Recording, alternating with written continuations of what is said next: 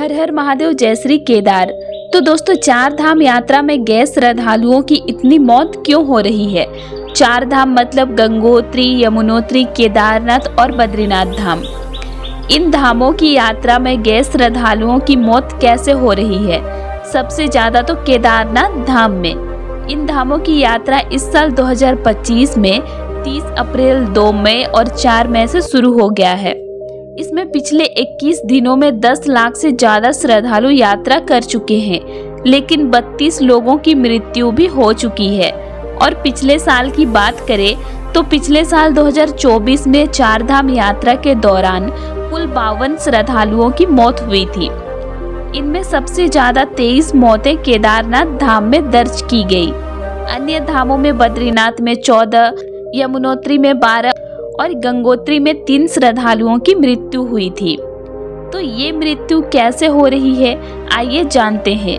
इससे पहले अगर आप मेरे चैनल में नए हैं तो चैनल को सब्सक्राइब जरूर कर लीजिएगा।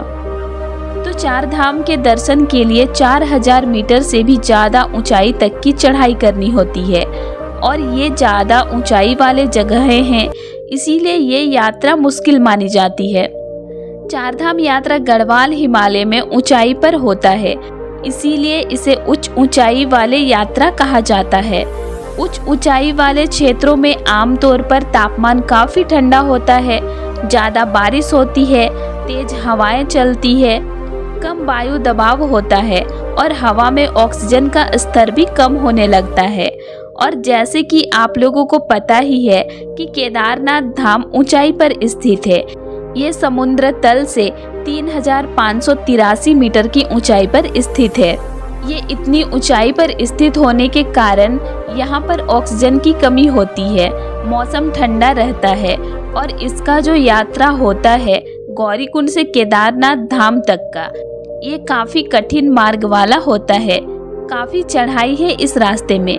तो जो यात्री इस ट्रैक को पैदल करते हैं और वे पूरे रास्ते भर में एक बार भी अपने शरीर को रेस्ट नहीं देते, कहीं पर भी बैठते नहीं हैं, लगातार बस चल रहे हैं न चल रहे हैं।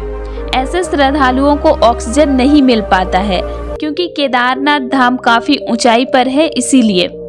तो यही वजह है कि केदारनाथ धाम में सबसे ज्यादा मौतें दर्ज हुई है।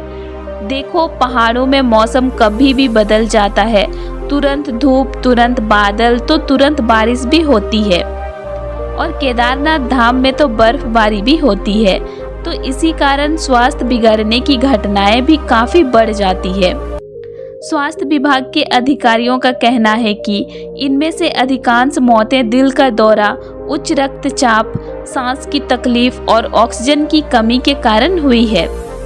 तो जो भी श्रद्धालु चार धाम की यात्रा पर जाने वाले हैं तो वे अपना खास ख्याल रखें। उत्तराखंड के चारों धाम ऊंचाई वाली जगहों पर ही है, सभी पहाड़ों की ऊंचाई पर है। उनमें मौसम भी ठंडा और बर्फीला रहता है, चाहे यमुनोत्री हो या फिर बद्रीनाथ।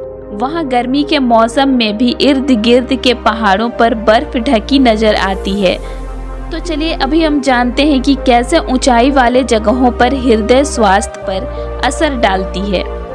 तो अधिक ऊंचाई पर रहना उन व्यक्तियों के लिए फायदेमंद होता है जिनका हृदय स्वास्थ्य और अच्छा होता है, लेकिन इन स्थानों की यात्रा उन लोगों के लिए चिंता का कारण हो सकती है जो मौजूदा तौर पर हृदय जैसी समस्याओं का सामना कर रहे हो। अब हम जानते हैं कि ऊंचाई वाले स्थानों पर ये आपके शरीर को कैसे प्रभावित करता है। तो जब आप अधिक ऊंचाई पर जाते हो तो पतली हवा के कारण आपके फेफड़ों को कम ऑक्सीजन प्राप्त होती है।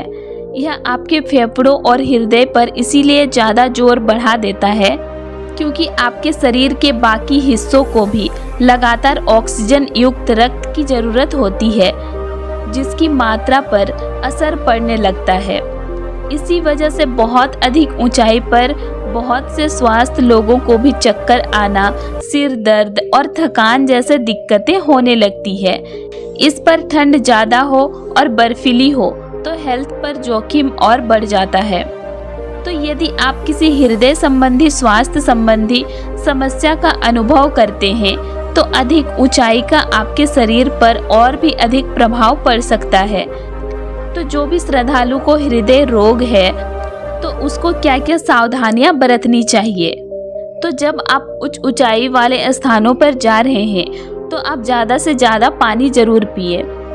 और आप जब चढ़ रहे हैं, ज़्यादा ऊंचाई वाले स्थानों पर आप जा रहे हैं, तो उससे पहले आप जब नीचे ही हैं, थोड़ी दूर आप जब चले हैं, उससे पहले ही आपको वहाँ पर रुक लेना है। एक रात बिताकर उसके अगली सुबह आप धीरे धीरे और अधिक ऊंचाई वाले स्थानों पर जाएं।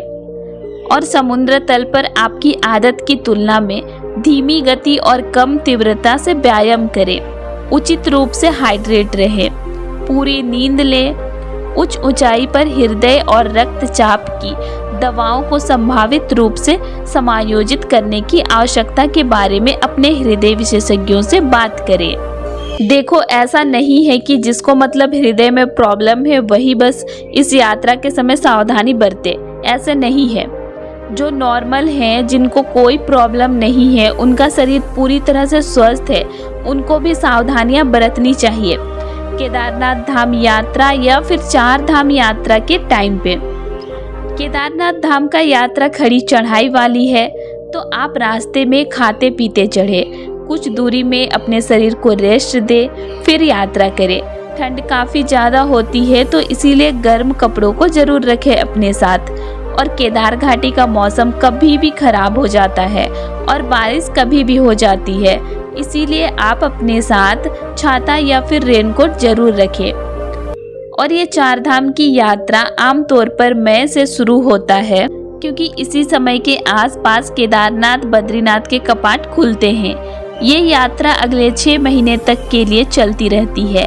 अक्टूबर या नवंबर के महीने में बदलते रुख के साथ ये यात्रा बंद हो जाती है। और हाँ, यात्रा में जाने से पहले आपको पंजीकरण करवाना अनिवार्य होता है, तो आप पहले रजिस्ट्रेशन करवाइए, उसके बाद ही यात्रा में जाएं।